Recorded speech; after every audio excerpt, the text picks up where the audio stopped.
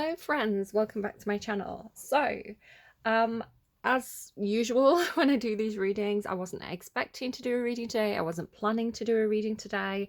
However, the spirits have demanded it. So, as I was waking up this morning, I had a vision of a EMF reader. They're known as REM pods. If you kind of watch ghost hunting videos, you see them using these devices quite a lot. They're kind of circular. They have an aerial coming out. This gives an electromagnetic field, and they have like a little red light. As I understand it, I could be wrong. I haven't used a REM pod myself, but that is what I saw. And then kind of if anything breaks that field, the light goes off. So people use it for kind of like ghost hunting, if they're kind of on that sort of thing. But there's an app that's called GhostTube, which has an EMF reader. I opened GhostTube and the EMF reader was going off, so electromagnetic field. So there was an electromagnetic field kind of around me, exactly where, had that vision been real, right, it was projected into my mind's eye, but had it been real, the REM pod would have been in front of me, and this is the spot that the EMF reader was going off in. So it's kind of like getting real world validation of the image that I saw. So I was like, okay, so maybe a spirit is coming in, maybe they want me to do a reading. And the words that came through GhostTube were table, so the table is where I do my readings, and water. And now I didn't realize at the time because I was still kind of in bed with my head down, but there was a bottle of water on my table, so I think it was definitely telling me to do a reading. Now it's a little bit tricky because I have hurt my back, so being seated here is quite painful to me at the moment. However, I do what spirit tells me to do, and if spirit is like, I want a reading, I'm doing a reading. So I pulled these cards earlier today, and did my meditation and everything like that, and then I had to go and kind of lie down again to like have my back recover enough so that I could like do the reading on camera. When I was doing my meditation, I was seeing what felt like a very, very close up picture of a melting ice cube, so almost like a time lapse. So if you imagine black background, ice cube right here, and then melting that and then speeding it up, that was kind of the image that I kind of saw at first. And then I was kind of getting something about like sound waves or vibrations, again linking into this idea of like the EMF reader, right? There's vibrations, but also being able to see through something. So it's almost like, if you know anything about physics, there is this, I'm going to say theory, but I think it is like known to be true. This idea of like particle physics, where everything that we touch, everything in our reality is made up of tiny, tiny particles, like that form together to create a solid. This is why ice melts, right? Because you warm it up, those particles kind of start to get a bit more fluid, they move around more. But if you cool down the water, it turns to ice because the particles get closer together and they get there's less movement around them because they're kind of like tightly packed. So it's just how everything is built in our reality. And once I watched this kind of like it was like a Buddhist talk, talking about how we perceive things as solid, right? But there's actually a lot of space in between the things that we perceive as solid. So technically, if we were vibrating at the right frequency, I could put my hand through that table. The table is more space than it is matter. Sorry, I dropped my notes. Yeah, like I'm not quite sure what this means, but there does appear to be something about seeing through something using vibrations. So sort of like how we can see through a prism, the light comes through it to us. But this idea of kind of combining that with sound waves or vibrations. I suppose it's something a bit like sonar, I think, or, you know, the idea of kind of you can use sound waves to shatter a glass, something like that. Maybe like if you think of like The Flash as well, the TV show or the comic book or the film, you know, he can go through walls because he vibrates so quickly. So I don't know exactly what's coming through, but these are the references that I'm kind of being shown and given. What's interesting now is that when I finished my meditation and I got a card from my own deck, the queen fell out, but the underlying card was the rainbow queen. So it was kind of, because I'd had this vision of ice, right? It was making me think of like the Queen of Swords or the Ice Queen, which is a common character that comes through in my readings. But if you know the Queen of Swords in tarot, she sees very clearly, right? She's very focused, she's very intelligent, she has a clear mind. And so there was something about going beyond matter, right? But going not beyond being the Queen of Swords into almost like a prophetess. Yeah, prophetess is the word that wants to come through. The high priestess was what I was going to say. But it's like I was corrected to prophetess. But yeah, so it's almost like taking the vision of the Queen of Swords to a not a higher level, but to another dimension, right? It's like being able to see through a wall, being able to see through a solid block of ice, because prisms refract light. Because prisms, and I always say this about the Queen of Ice, I want to say, the Queen of Swords, that she can break. If you think about how light rays work, where a light will come in and it will like fractal because of the prism, and you'll be able to see the rainbow colors, right? The light breaks apart into its component pieces. So there's something about her being able to see through something, and in that process breaking it apart into its individual aspects, like it's more detailed. Something like this. So I have been getting messages about the Queen of Swords or the Queen of Ice melting.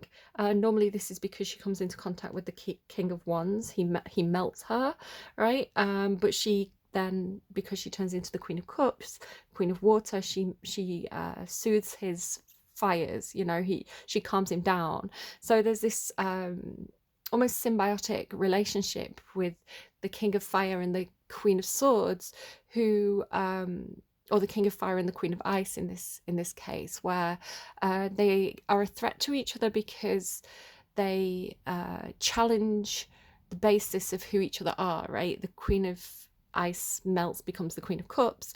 The Queen of Cups douses the fires of the King of Fire, maybe turning him into the King of Ashes, the King of Earth.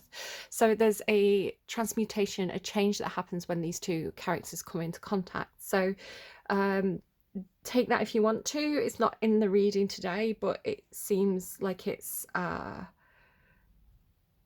somewhat relevant. It's kind of a like a parallel to this reading. Now, what's really, really interesting, so the Queen of Rainbows, right, the Queen of Light, the Queen of Vision, the next card that came out was Miss Sunshine, but it was in the reverse. Now, Miss Sunshine seemed really relevant. One, because to make a rainbow, you need the sunshine, right? What's interesting as well is the last reading that I did off camera, I had two cards, which I didn't realize I had two cards in all my decks with the same meaning or the same title, until they both came out. And I was like, it's crazy to me that of all the decks I've got, and I've got thousands of cards, these two specific cards, which are quite unique, should come out together, because they both said the morning dew girl. So morning is in, it's the morning, dew is in raindrops, you know, morning dew. So yeah, I had two cards from the Rose Tarot and the Oracle of Mystical Moments, that both said the morning dew girl. So I thought that was relevant, but I'm not quite sure why. So just bringing that in here, because you need the sunshine and the water to make the rainbows, right? So it could be, again, like a parallel reading. Anyway, Miss Sunshine. So this idea of like prisms, light, it felt like this was the same energy in a way. And what you can see here as well is that she does have a glass house, a greenhouse, making up the body of her dress. So, you know, this idea again of like the light coming through the glass creates the rainbows. The interesting thing though is that it was in the reverse. So I was really drawn to this section of the image, and almost an Indian or Persian, or even Moroccan type visual, like a building. This kind of made up the bulk of the reading from this point. This kind of architectural style. I did hear at this point, let the light shine through. So this sounded like a message, let the light shine through.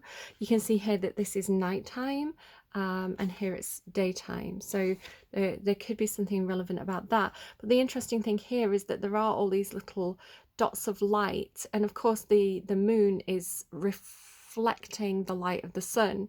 So there's something about that, right? Let the light shine through, let the light pass through, let the light reflect or refract, seems to be particularly relevant. What's more interesting is this also came out with, and again, this card was in the reverse, showing this almost Moroccan style building, and then I'm going to use the word Persian. Persian was coming through really strongly. But then also this card here. So this is the A Long Way Home. And then it also came out with the Rose Garden. What's on the underneath as well is Eva. So it makes me think of like the Garden of Eden, right? But what's interesting about this is that it does have, if you look here, this same building. I'll just show you here. But this is kind of like, it's smaller, it's more built into this other structure. Can you see if I kind of do it like that? It's the same building. And so it was really interesting to me. I was really drawn to this part of the building, not so much the background, and then also the elephant here. Now there is an elephant in the reading. It came out over here, so I can show you that in a moment when we come to it. So it was kind of making me think of India and the Taj Mahal. So the Taj Mahal at this point started to come through, and this idea of the palace that was built for love, right? This is the famous thing about the Taj Mahal, that I don't know enough about the cultures that are coming through to feel confident in explaining this, so please go and do your research. I'm very sorry if I say anything wrong, but the idea of kind of like this great palace that was built in honor of the great love of the, I want to say Sultan who built it, but I was really drawn to the idea of the garden, right? The rose garden. Now it's kind of coming through with the song I Never Promised You a Rose Garden. And perhaps the flowers are a little bit more exotic in this place, because it does say rose garden here, but it's like it's not a rose garden. I don't know if there is a rose garden at the Taj Mahal. I believe when I've googled it, it was talking about a Persian garden, which talks about the way it's created is kind of like in 4 quadrants, and there's like certain patterns of water that pass through it. But this then really pulled me to the idea of like Persian culture and the Persian Empire. Excuse me a second. Yeah, so I was really kind of stuck on this idea of like the Persian garden, built with the idea of love, right? Like dedicated to perhaps somebody's wife or something like this. It seems like love is the thing. But then I'll just read my notes. I've got India question mark, catching flies. Where did I get catching flies from? I don't know where I got catching flies from. There's something about these. Was it a song? I think it was the song that was playing at the time. Give me a second with my phone. Sorry, you can hear people pottering around in the background there. Yeah, so this was the song that was playing at the time, so it felt like it was relevant. You can see there was lots of flowers in the imagery, and it was by someone called Tor and Catching Flies, Eleuthera. Yeah, it seems like flowers are really are used a lot in that artist's imagery. So this idea of catching flies and insects, which you can see here, there's an insect on her neck here, along with this butterfly. I was thinking maybe like a butterfly garden. And yeah, there's something quite, I mean, there's a reptile, right? There's a snake, which is relevant because there is one in there's one in the garden. That's seems meaningful. But yeah, this idea of I don't know. I want to say the energy feels very, very positive. So it's not like, you know, like a Venus flytrap, where I'm nervous because of what's going on in the world. I'm talking about Persia, which is obviously what became Iran. You know, a lot of people who live in Iran still identify as Persian. You know, Iran is in the news a lot at this time. And then also kind of what's going on politically with certain files. I don't know if we're going to find something around this, but it feels really positive. This is what's confusing me. The reading itself feels very, very positive. It's almost like going back to Eden, like going back to, because I've got all these references that have been coming through to like Nirvana, Arcadia, you know, these kind of like paradises. So it's like going back to paradise is the way it's coming through. And it doesn't feel like that is a bad thing, right? So what's interesting as well is there is a card in one of my decks here that I've used called the Garden of Venus, and the Garden of Venus did not come out. So again, it's almost like, because Venus is Western, right? She's Roman, coming from Greek. And obviously the Greeks and the Persians were at war. So it feels like the Garden of Venus would have been too Western a reference. This feels more Eastern as a reference. Again, kind of like going from kind of modern day Iran or olden day Persia over to kind of India way. And this sort of thing. But with the Venus flytrap energy, I'm wondering if it has something to do with, you know, having a lot of beautiful women available and perhaps trying to get world leaders into compromising situations in order to have a hold over them. And again, I want to, obviously people shouldn't be putting themselves in those situations in the first place, and you know, they need to be held accountable if they are taking advantage of the fruits that are on offer, if you want to put it that way. It seems really sordid to be making it romanticized, because I don't think it is something that should be romanticized. I think it's you know, abuse of power is abuse of power, but there could be something about that. Just to note that I don't want to avoid talking about that if that's something that's coming through, but this doesn't feel like that. This feels more innocent and genuine. This feels like a true paradise, right? A true true love, you know. Again, going back to the idea of the Taj Mahal being built to represent a great love. The word, again, I was looking up Persian gardens. So I believe the word for this is charbagh or sharbagh,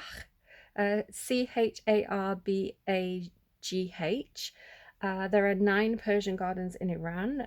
One of them, I believe, is a butterfly garden. I got the term paradise on earth. Again, Nirvana, Arcadia, Eden. This idea of maybe somebody who wants to create a beautiful garden and maybe dedicate it to a person that they love. What's also interesting is I've watched a video on a wildlife reserve in India that was created by the son of a billionaire. I think he's like something like 13th richest man in the world or something like that. But yeah, his son, youngest son, just bought up acres and acres and acres of land in India and has this massive wildlife reserve. Excuse me. Yeah, so I believe that this person did this for the love of animals, right? So he has, you know, tigers that were bred purposefully with genetic mutations that make these animals very, very ill, and they take a long time to recover from illness. They had elephants who had been used in logging, who were now old and arthritic, who were given kind of basically a spa treatment. They had like temperature controlled thematic spas, like jacuzzis and things like this. And of course, I was aware that this could have been because they'd invited this guy to go and look around. You know, they were probably showing the best stuff off. You know, they were probably there was probably a little bit of propaganda going on, like best foot forward kind of thing. I don't know the details of this family or you know, anything about their business practices or anything like that. I literally just watched this one video as it was presented to me. But the vets that were working there seemed very, very knowledgeable and genuine, and like they really did genuinely care about these animals. You know, they were training the tigers to there was jaguars, and one of these jaguars has apparently killed 20 humans, you know, because as they get pushed out of their own territories due to logging or, you know, other animals moving into those territories, and they go more towards human populations, you know, they can get a bit desperate, they can attack humans. So it's kind of like they collected these animals and trained them to like be calm and receive vet treatment. So yeah, and that specific jaguar, I believe, was called Love. So yeah, I don't know why these things are coming through, but it could be relevant to something. It could be something that comes up in the news.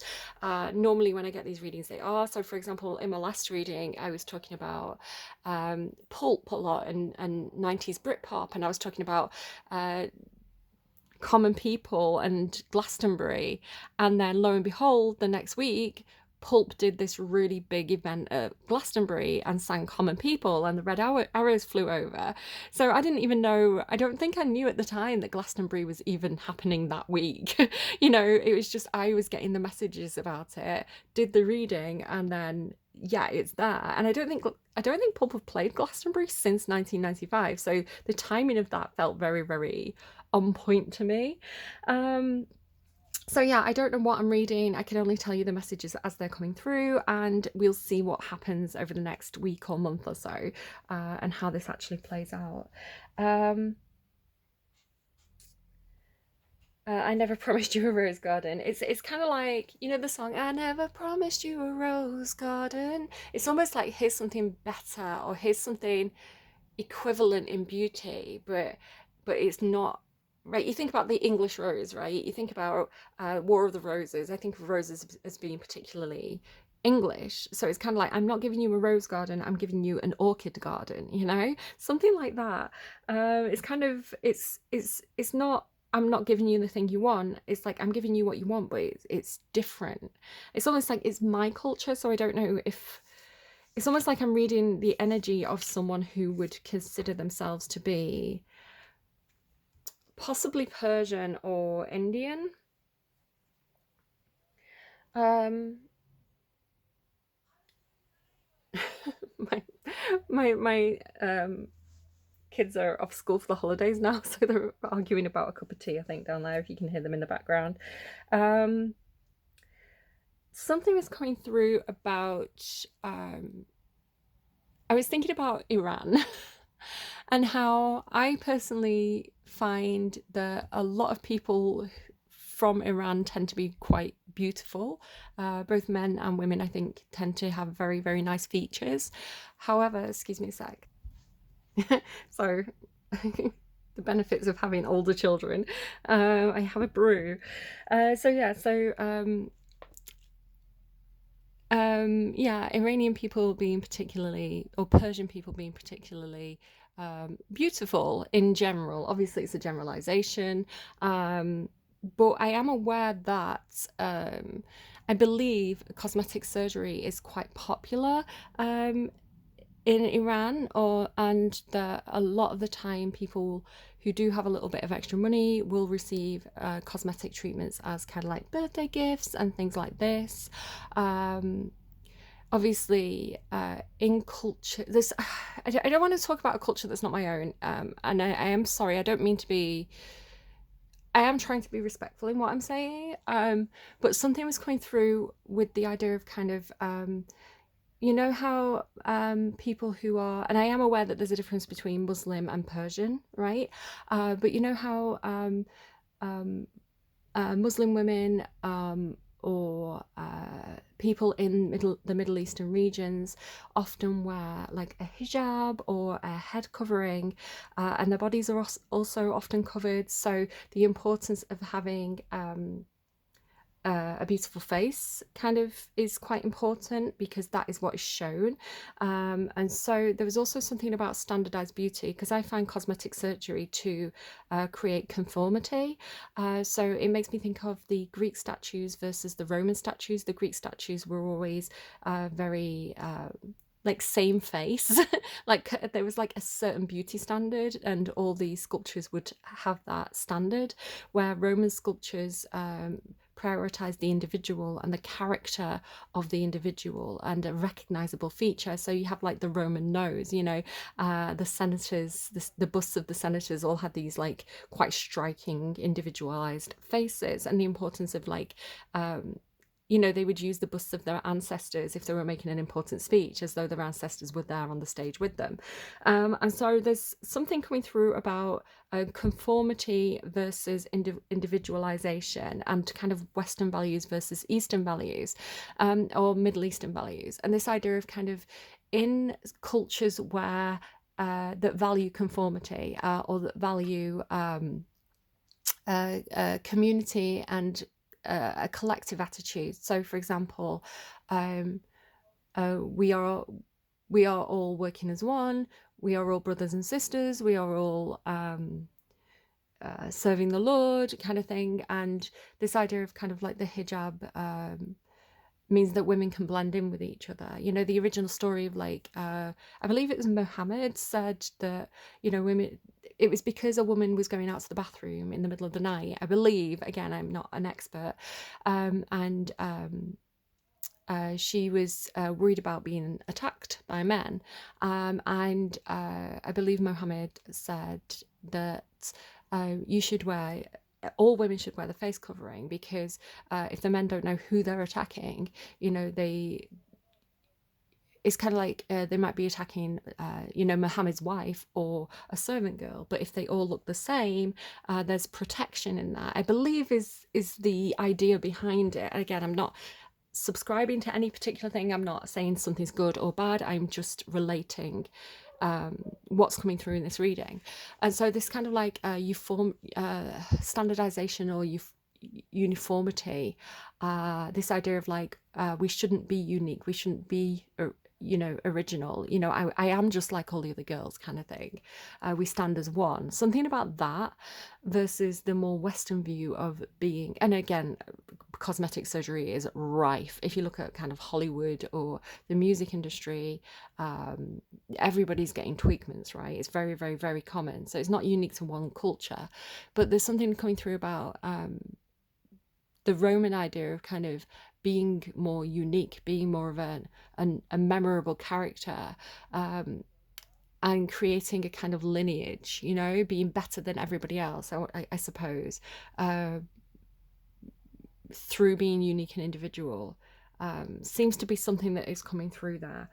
Again, I don't know what that means. I don't know why that's coming through.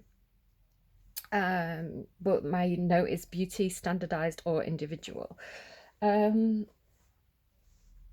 I lean more towards individual beauty, you know, having people who are very unique, having people who are very distinguishable from other people. Could be because I've got face blindness, so I do rely on a bright hairstyle or, you know, a unique curl of the lip or an interesting nose to be able to distinguish faces from one another. So for me, it's more important that people are unique and individual. I think it's more interesting.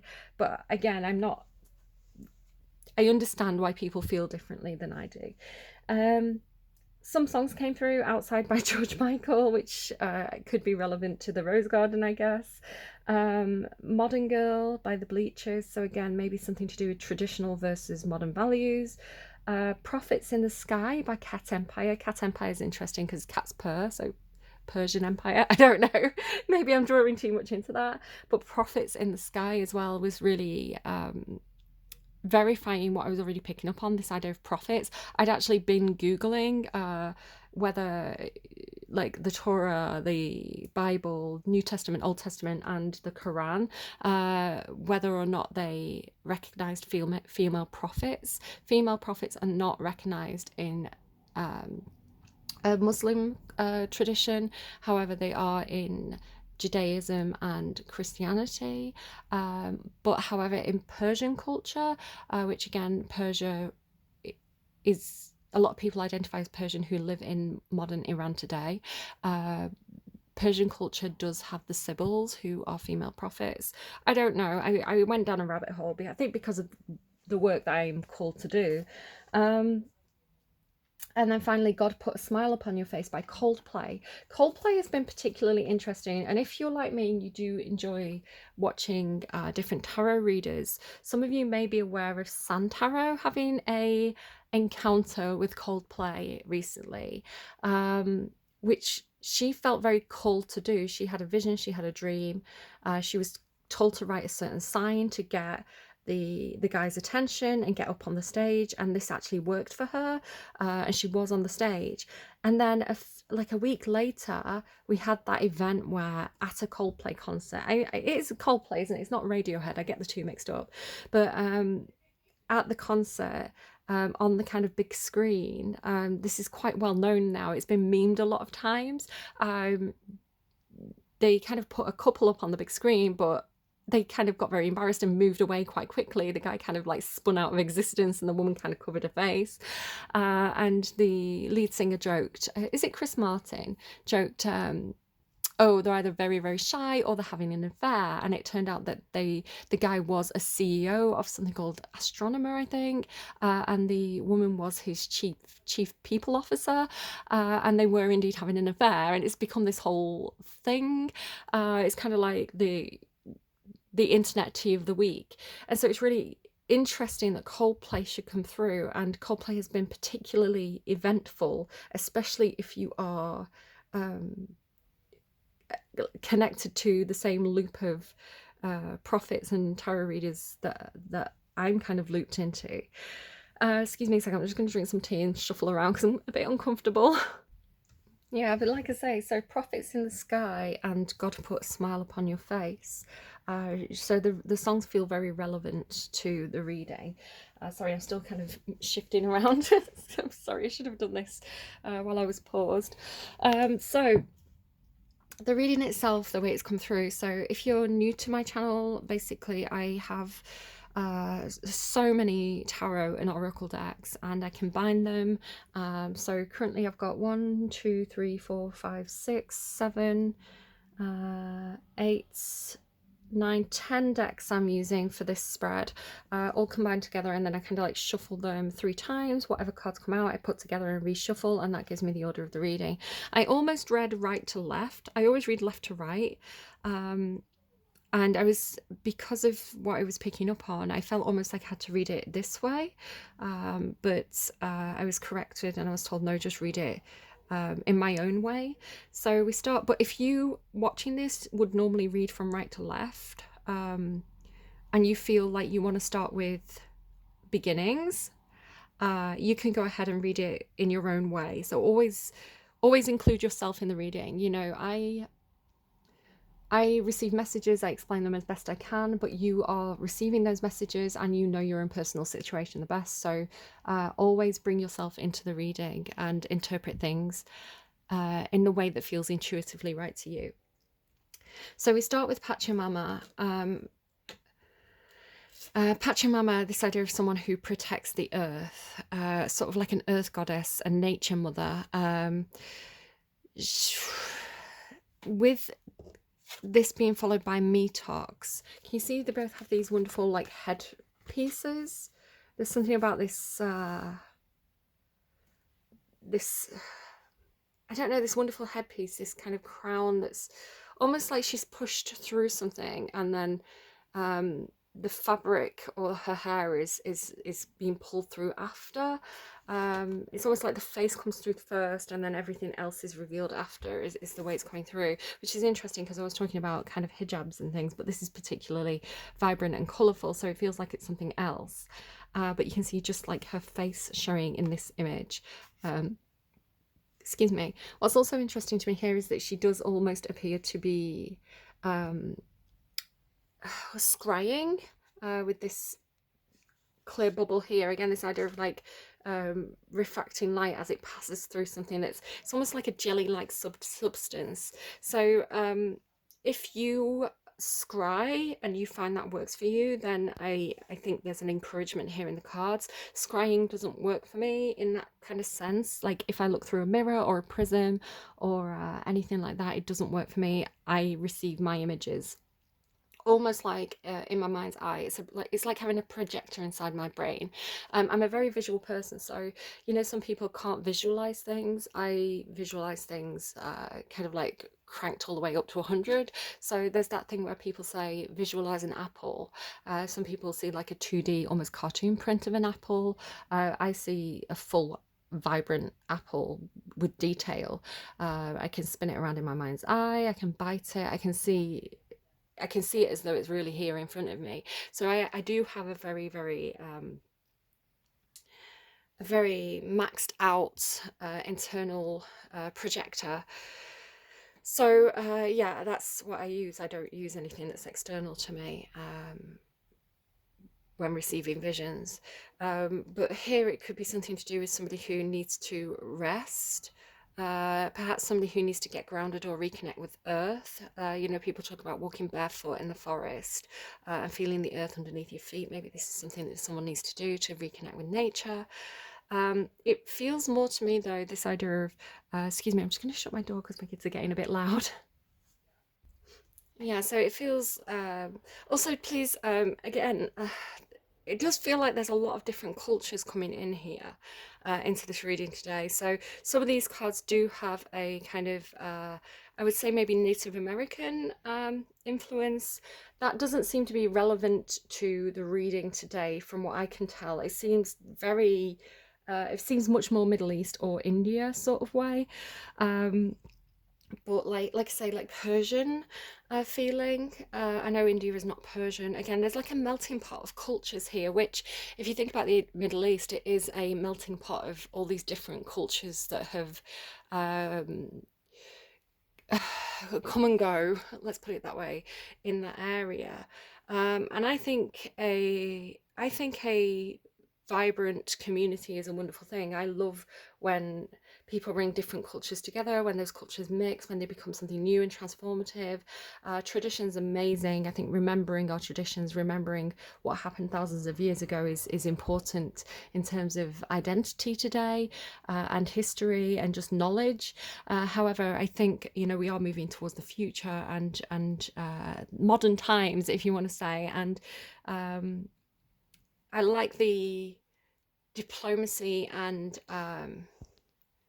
empathy and respect of different cultures being in close proximity and mixing together and living in harmony, rather than feeling like we have to stick rigidly to something that we were 2000s of years ago in a different time, and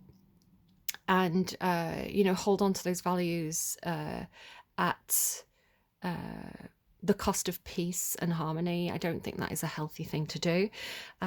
So yeah, I would encourage people to just be respectful and learn about other cultures and allow other cultures to exist.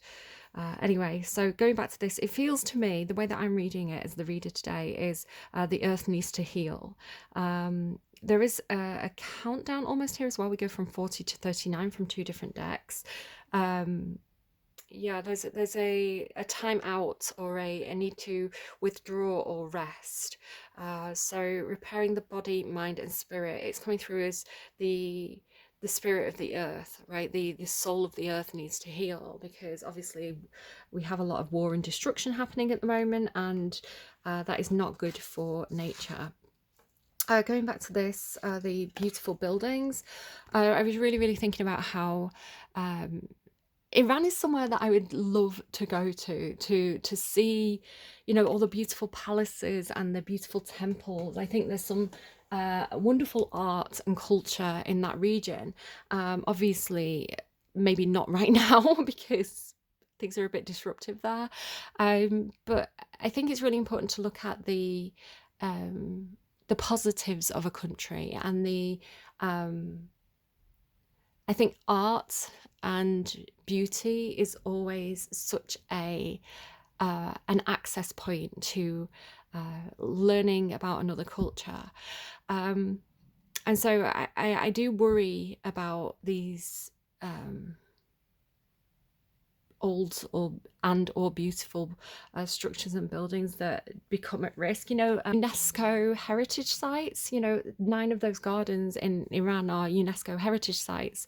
So when there is a bombing happening, you know, these beautiful sites are at risk, and when that happens, our knowledge of our humanity, our knowledge of our history, our knowledge of these cultures is also at risk, and there's a danger with that. So I would love to see all these buildings preserved and gardens preserved, no matter which country that they're in, if there is something of significant, because I associate beauty with the soul. I think if something is very, very, this is why you find these, you know, lavish church buildings. So if you look at the Vatican, for example, and like these gorgeous old Gothic churches as well, I think a lot of the time when things are beautiful, it stirs something within our soul. And so art and beauty and the soul are all connected and intertwined to me. Um, so yeah, I don't know, maybe respect the arts or something, I don't know. Anyway, the next thing that comes through is the elephant spirit, learn from the past. What was I just saying? I did not do that on purpose. That was, obviously I'd seen this card, but I hadn't put 2 and 2 together like that. This looks to me like an African elephant. I think the ears seem quite large, which again, I was getting India through. So I don't know if there's some relevance to that in some sort of way. But yeah, learn from the past. The elephant spirit does talk about ancestors and walking in someone else's footprints, learning from your ancestors' mistakes. But there's also something again about the, can you see this feathers? Like it's kind of like a stylized elephant ear, and you can see again this like feather mask almost that's coming through this headpiece. Maybe someone's got particularly big ears, I don't know. But there's something about that. It's like learn the lessons about the land. So I don't know if there's something to do with like possibly farming. Because I was picking up on something about these Persian gardens where they were talking about I was going to say segue for some reason. That's not the word I was looking for, but it could be relevant to somebody. Like waterways and canals and irrigation systems. And so if there is perhaps a stretch of land or territory that is particularly dry or arid, it could be useful to look at how like historically speaking, these areas were farmed, or the water was replenished in them kind of in the past.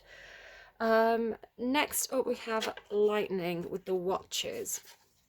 These 2 cards to me, I mean, with elephant learning from the past, this feels like ancestors. This feels like the ancestors are watching energetically. Now, what's really interesting is I had to think about EMF readers. Sorry, there's drilling going on outside now. We've got a noisy reading. But you can also see kind of almost like this feathered headpiece here as well. So this is like... It's like the spirits of the ancestors can be detected electronically. It's like they are coming through our devices, again with this idea of kind of like the screen, the prisms that are in the screen. They are making themselves known through electronics. You know, I'm not saying that AI is God or anything like that, but if your devices are acting a bit weird, that could be a sign of the ancestors being close. I'm actually going to go ahead and open up GhostTube at this point just to kind of see what comes through.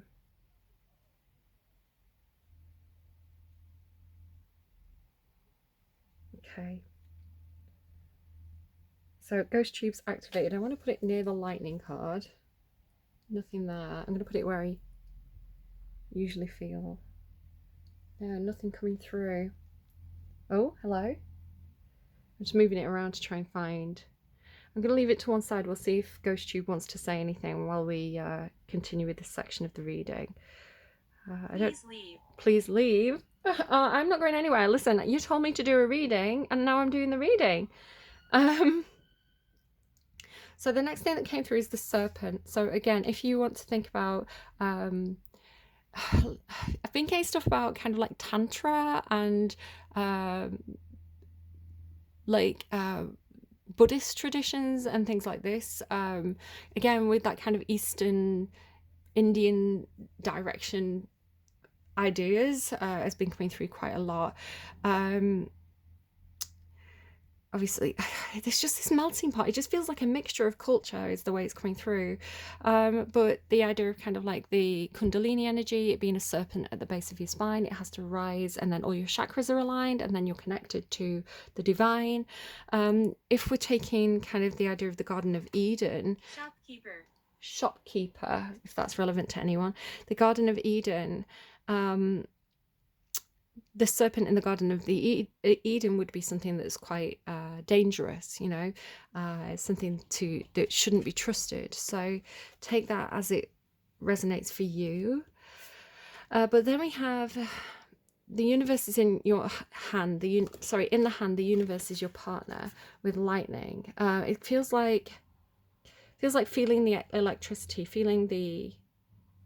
It actually is coming through as devices. It didn't come through as devices when I originally did the spread, but it's coming through as devices now. I just keep seeing like a mobile phone. So the idea of like information at your fingertips. You know, you can Google anything you want to know about a culture or a history, or like all that information is right there at your fingertips, like the electronic device in your hand, lightning in your hands. So there is power in knowledge. But also this idea of like your spirit guides, your ancestors are here to support you. They are hurtful. So the universe is your partner with pleasure. There was something coming through here to do with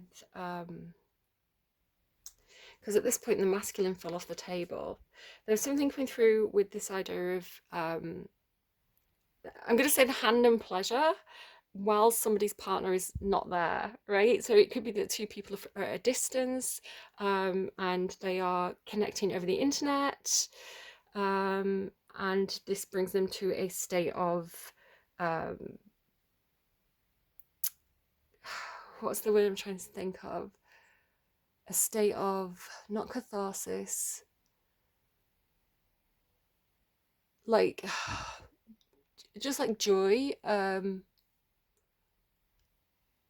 I can't think of the word I'm trying to think of.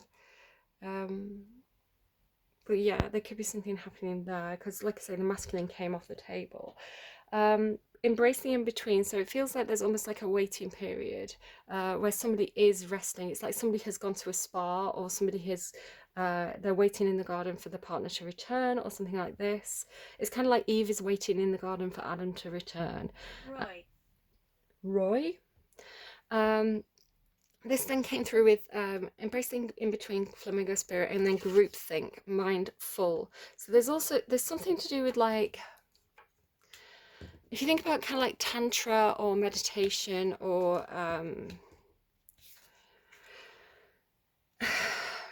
raising your vibration to such a level that you come into a what is the word that I'm trying to think of?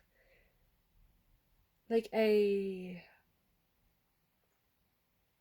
it's like a higher state, like a higher level of consciousness. You know, you've reached a certain vibration where you're in this kind of bliss state, and it's kind of like at that point when, because your brain's switched into a different mode, it's not thinking logically, it's not doing things practically, you've gone to this bliss state where the images, it's like you're connected to the divine. Your energy is so high that you've now connected to the divine. In Shakespeare, people used to say an orgasm was as close as you could come to God. They'd call it a little death, right? I think this is in French as well, petit something. Keep recording. I am keeping on recording, actually. But this idea of kind of reaching such a level of bliss that you're kind of connected to as close as to divine as you could possibly get to. And so therefore you are accessing a higher level of consciousness, a group think, you know, on that specific plane, which is here with luck and right timing and fortune's wheel. It's kind of like good ideas will come to you through this state of bliss, through this state of mindfulness, through this higher level of consciousness. You'll know what to do, and you'll know when it's the right time to do it.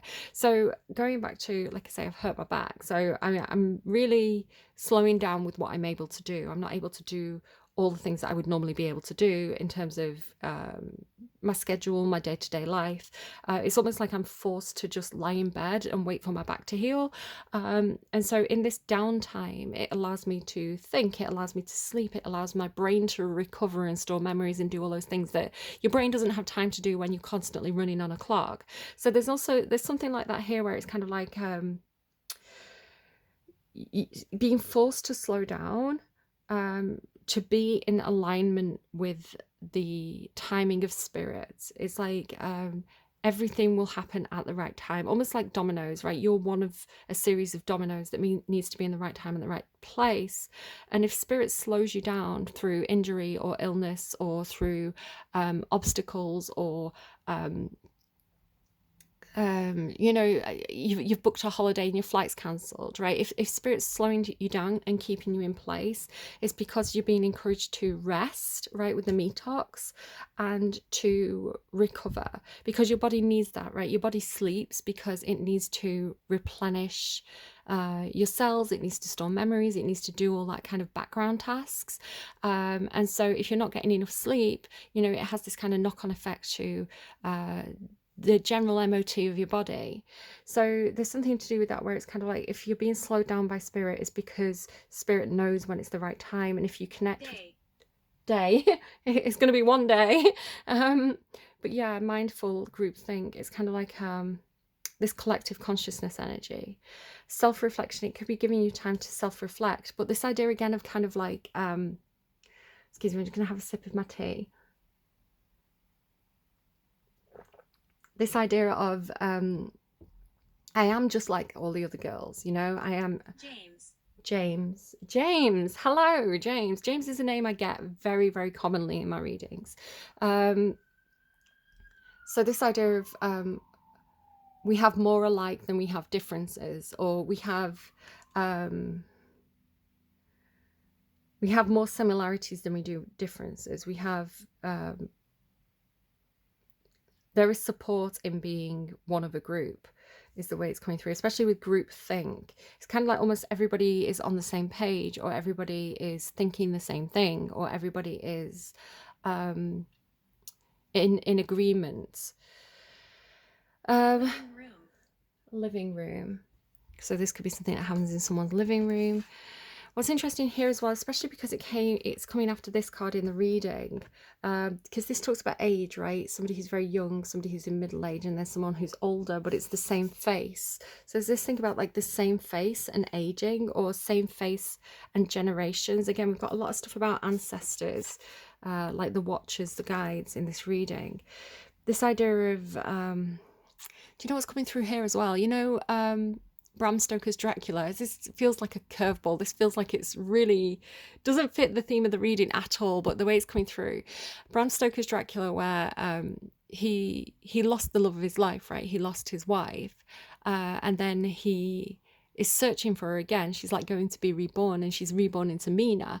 And then he sees her and he's like, that's my wife, you know? So it's almost like, which is interesting, because I was talking about, because it's like the same face, but then if you talk about DNA and ancestry, you inherit the features of your ancestors. So it's kind of like we're trying to look like everybody else, but we're not connected to everybody else. We're flames. We're connected to who we should be connected to are our ancestors, right? It's like, who are we aligning with? Do we keep our ancestral nose, or do we have the nose of every other girl who's had a nose job? You know, it's there's something like that coming through. Self-reflection. Maybe it's something to do with like looking into the mirror and seeing your ancestors in your own face. You know, I look into the mirror, I can see my dad, I can see my nana, I can see my mum. Like, they're all there with me in my own face, in my own DNA, my own features. Trust the seasons, again, trust the seasons, the right time. Embracing change, cycles of life, transition and growth. So there could be something about kind of a milestone in terms of your body, especially if you're female, you know, the menopause, or, you know, the adolescence, these kinds of things. The magician is here then, though. Why is the magician here? Because the magician's blessed. Maybe the magician's blessing us. So the magician is bordered by two very feminine energies from the Rose Oracle Tarot. A rose without thorns, you have a right to your joy, peace, sweetness of life. So it feels like the magician is here to manifest that for us. He's here with the fortune's wheel and the look and right timing. It could be that there's an opportunity that presents itself. This could... Flames again. Flames has come through twice. This idea of a person coming into life at the right time. It's like the right person at the right time. You know, the door opens at the right time. So it's like, if this could be somebody who's... Bottle. This could be somebody who's very mundane. This could be somebody who is, you know, your boss, or, you know, somebody that you know in your family, and they just say the right thing at the right time, and it opens up this new opportunity for you. It could even not be particularly directed at you, but it does feel with the magician. The magician makes dreams come true. He makes things happen. And so it could be mutually convenient that something that you need is offered to you at the right time, right? There's something symbiotic about it. But then this comes with new beginnings, right? A new opportunity opening up, a new start, a fresh start. But the feeling of needing direction, right? You're going into the unknown. So again, with the wings on the head, stepping into the unknown, stepping into new territory. Are you recording? I am recording, yes. I'm recording on this device, and this is the one that I'm using to speak. So yeah, so needing direction, needing feeling like this new territory is unfamiliar, and feeling quite lost as this opens up, but that's where the reading ends. So Ghost Tube, do you have anything to say before I turn you off? Any other messages, or anyone who wants to speak through Ghost Tube?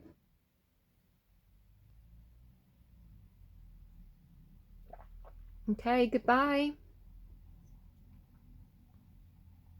Okay, I just need to make sure it's properly turned off. It doesn't fully turn off when I turn it off, so just give me a second.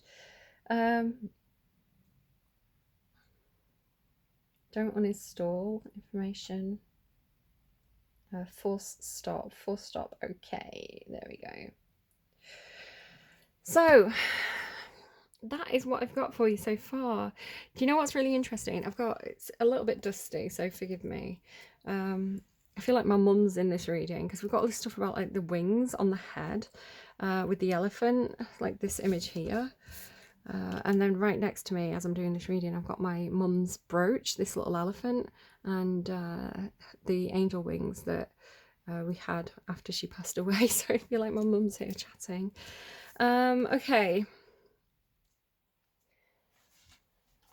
What do I want to do to close out this reading? Let's get a song. So can we have direction? Because we end the reading with new beginnings and lost in space. So whoever this reading is for, they're going to need some direction. Can we have some direction, please?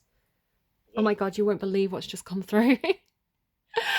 Okay, so I have an advert. So maybe somebody is taking a vacation. It's an advert for TUI.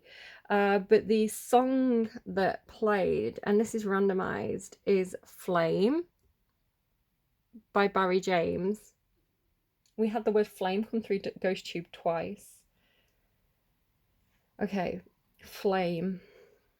Maybe somebody's like I don't know, it's like their flame, you know? Sounds old-fashioned. Flame, Barry, James. And we had the name James.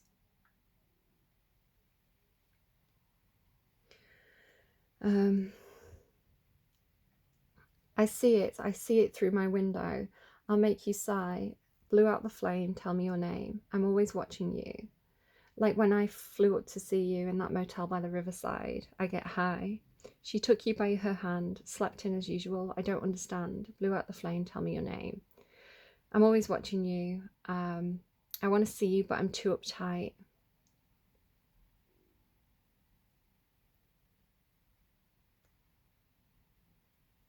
Clarify, please. I'm going to get another song to clarify. Clarify. Everybody's lost somebody. The bleachers. Again with the bleachers, I don't know if like the idea or the concept of bleachers, you know, like the seating at a football game or something is relevant. Everybody lost someone. Bleachers. I've got to get myself back home soon. I guess it's true. The only reason that I called you last night is the reason I've been standing on a wire. It's this dream I keep having where I'm begging just to get myself a break. But there's nothing I wouldn't do to wake up and remember it. I want to wake up and remember, so take my clothes, that's better. I think pain is waiting alone at the corner, trying to get myself back home. Looking like everybody, knowing everybody lost somebody. I'm standing here in the cold and I've got to get myself back home soon. I waited till the night was over, cursed the sun for coming up all over, cashed the checks I didn't own. There's nothing I wouldn't do to settle up with heaven. And today I got to settle in heaven. Take my clothes, that's better. And there's a reason I wake up alone in strange places, a reason I see myself in a million faces, a reason this thing about seeing yourself in a million faces and like looking like everybody else, a reason I can't stop it all from changing. So come on, motherfucker, you'll survive. Okay, take that as you will, I guess. I want to get one more card, but which deck shall we go for? Let's go for...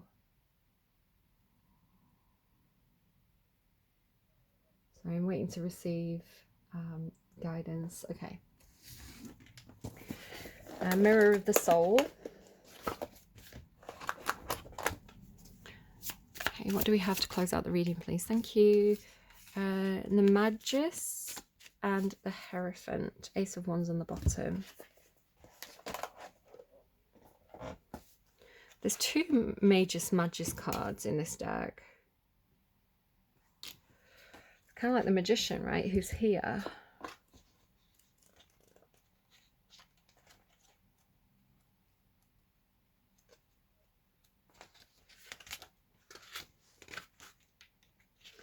Mercury, communication, playful dealings with all possible forms of communication, flexibility and brilliance. In this painting, the Magus plays with the possibilities of communication. He wears a smile. God put a smile upon your face, meaning that he communicates with humour. The humorous, playful ease which he uses his ability is an indication of its potential positive use.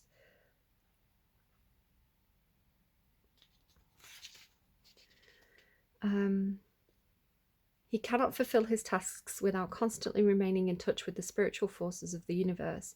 He is always in the service of a superior law. When he recognizes and accepts this as his true function, he bears clarifying light into the darkness of ignorance and misunderstanding. Indications. You have at your disposal brilliant capabilities which you should share with other people. One important task is to find or create the proper surroundings for your activities. Questions. In what areas lie your talents? With which methods and in which surroundings can you pass them on or share them? Suggestion. Visualize your ideal area of activity and describe it. Affirmation. The full expression of my creative potential fulfills me and makes me happy and satisfied. Then we have the Hierophant.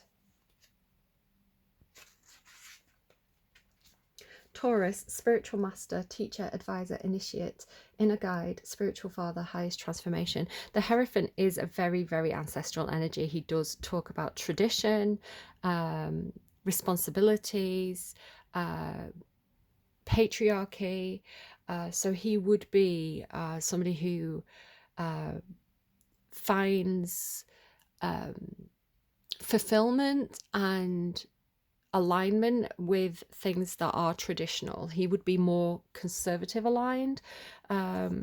This could be a grandfather or father figure in your life. Or it could just be an aspect of yourself that does align with more traditional values. You could have a bit of an interplay within you of trying to withhold traditional values in a modern world. There could be a challenge there with that. For example, if you came from a particularly conservative family and you went to live in a very multicultural city, there would be opportunities that had not been afforded to you with that more restricted upbringing, which could challenge some of those traditional values. And then it's up to the individual to decide what they keep, what does align with them and what doesn't align with them from the past. Because again, the wonderful thing about coming into contact with cultures that are not your own is learning about different ideas and different perspectives. And those ideas and perspectives can challenge the more traditional aspects of our upbringing. But there can be great education and freedom, and I always see it as more, I was talking about those tigers, right, that have been genetically bred to have certain features. When you have people who are from one culture and there hasn't been a lot of generational mixing with other cultures, a lot of the time there will be genetic deficiencies because there just is. But if you have people who have a very multicultural background, their parents, their ancestors are from all different places from around the world, they normally tend to have a very robust, resilient DNA. They tend to be better at fighting off diseases in general, because the gene pool was bigger, like there was more to choose from, and so yeah, the DNA of people who are multicultural tends to be more resilient. There are reasons why it is good for people to mix with people from other cultures. So I don't know if that's a factor that people ought to consider or dismiss. Again, I'm not telling you what to think. I'm not telling you what your takeaway should be from this reading. I'm just giving you different pieces of thought, different fragments of ideas, and it's for you to decide what you want to keep and what you want to set aside. The card is ruled by Taurus. The throne of the initiates is a bull surrounded by two elephants. There's those elephants again, whose nature is the same of that of the bull. The thing with elephants is they are actually quite a matriarchal society. The elephants tend to, especially the female elephants, they will kind of raise their children as a bigger family. A mother elephant will look after any child elephant, and they kind of do it as a group. The four cherubim, guardians of the altar, are found in the four corners of the picture: the bull, the lion, the eagle, person, representing the different aspects of being. The Hierophant has united all these elements in himself and has brought them to full expression. He is the awakened one, the fulfilled and the enlightened. He's, again, that idea of like bringing in the different aspects. He is a true spiritual master who acts as the intermediary between the human and the divine. He is the spirit made flesh, or the final stage of human development in which the human is united with the godly, which is what I was talking about here. It's kind of like getting to such a high vibrational level that you're touching the divine. You're working with spirit. The woman who stands before him holding the crescent moon and a sword is Venus, ruler of Taurus. She holds the symbols for wisdom and emotion, a sign that these are in balance. The Hierophant has united the female and male within himself and evolved each fully. Again, the idea of the male and female within is not talking about your gender or your identity or your birth sex. It's talking about the kind of Carl Jung idea of archetypes within us. So if I say to you the word mother, you're going to instantly conjure up a idea in your mind of what it means to be a mother based on your own culture and your own experiences of what a mother is. If you had a particularly cruel mother, you would think that mothers are something to overcome. If you had a very loving, doting mother, you would think very highly of like what the concept of a mother is. Again, if I said father to you, that would bring an image to your mind. If I said priest to you, if you have good experiences with priests, if they've been, a father figure to you and they've been very helpful in your life, you would have a good idea of what a priest is. If you have been, cast out by a priest, if you've been discriminated against by a priest, if you've had bad experiences with priests, you would think that priests are pretty much evil. So again, this is talking about the inner archetype. If I say sister, mother, brother, cousin, uncle, teacher, I don't know, all these different words to you. Some of these words are female, some of these words are male, some of these could be either gender or any gender. And so these inner archetypes is what this is referring to. So I'm not saying if you're like, I am a man's man, I'm not saying, oh, you're in a female, like don't get upset about it. It's just your concept of what those things are. If you want to put it that way, if you want to see it a different way, that's totally fine to you as well. Again, I'm not challenging how you perceive yourself. When the male and female are united, the child Horus is born. He is naked, unprotected, and vulnerable, full of openness and trust in existence. He represents true wisdom, expressed in the natural innocence of a child. Anyone who spends time in the presence of the Hierophant is touched by this quality. All defense mechanisms must be dropped in order to come fully into contact with his being. His head is surrounded by 5 white rose petals, symbolic of love in its purest. Again, going back to that idea of like the rose garden, the garden or temple built with love. This is the love that can be seen in the other and give what is really needed at that moment. It may not always be something the other wants or wishes. A true master does not fulfill the disciple's wishes. Truth is I don't like this because this is straying into a very an area that I don't agree with.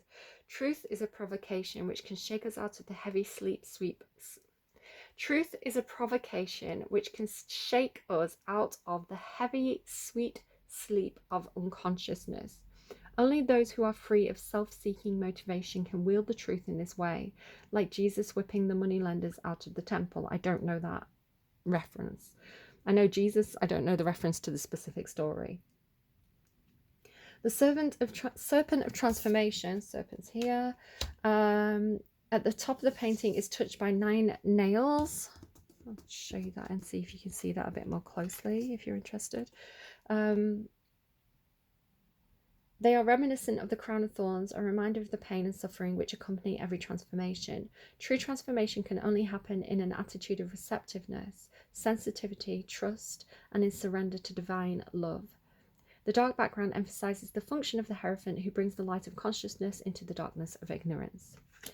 The search of the self leads you to spiritual realms. This card can point to the meaning to a meeting with a spiritual teacher or master. Be open. I'm just going to show you that because I can't read anymore. Is there a master of wisdom, past or present, whom you feel attracted? Involve yourselves with the teaching of spiritual masters. Seek the presence of a master or teacher. Involve yourselves in groups for personal growth. Be honest, open, and receptive to these groups. Pay attention to the instructions of your heart. There is only one voice worth listening to. It is the voice of my own heart. I truly believe that there is a lot of good that can come with joining a certain church or a religion, seeking out spiritual leaders.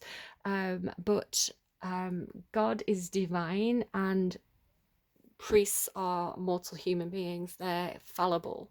So as wonderful as a priest or a spiritual teacher can be, they are not God, right? They are human and therefore a fallible version of God. So I believe that God speaks directly to us through our consciousness and our own hearts, and through our dreams, whatever that concept of God is. And so I feel like there is a direct line of communication. If God is omnipresent, he is everywhere. He, she, they is everywhere, in every cell of our body, in every atom that we breathe, all of the time. And yes, there is spiritual leaders can do a huge amount of good if they are good. Of course, there are so many spiritual leaders who are out for money or fame or some advantage in life, and they are exploiting and abusing the power that's afforded to them. So again, we, the individual, have to be able to trust our intuition, and if something feels wrong, or if something feels like that that's not God, right? Or that's not a God that I want to follow. For example, the idea that God wants us to hurt children is incomprehensible to me, because only a devil would ask me to hurt a child. Why would a God ask me to hurt something innocent? It's immoral to me, and it is so against my inner conscious and my inner belief in what is right and wrong, that I would not trust anything that told me to do that. And I know that there's stories about God testing people and being like, hey, slaughter your own child. I would be like, no, fuck off. Why would you tell me to do something like that? If you want me to follow you, don't give me orders that are contrary to what I believe should be the love and light that that person's right. Why would I follow someone who's telling me to do something bad, right? I want to be a good person. I want to put God in the world. I want to put good in the world. So to do something so horrific is obviously the devil to me. It's obviously immoral, because I trust my own conscience. Yeah, so I don't know. I think we've got to. There is that saying, the road to hell is paved with good intentions, right? The devil can manipulate a good person to doing something that causes something bad to happen. If you believe in the concepts of God and the devil at all, or if you want to take these as metaphors, I don't know. I trust my own inner compass, because God's omnipotent, and that is God, right? Omnipresent. So I don't know. I hope this is helpful to you. Like I say, if you are seeking out some spiritual guidance, absolutely go ahead and do that. I think that's a wonderful thing that people can do in the right circumstances, and if they find somebody who is in alignment with them. But if someone's telling you to do a bad thing and it doesn't feel right, trust that leprechaun on your shoulder, right? Trust that voice of intuition. And I hope this is helpful to you. Take care, and I will see you again soon. Bye, friends.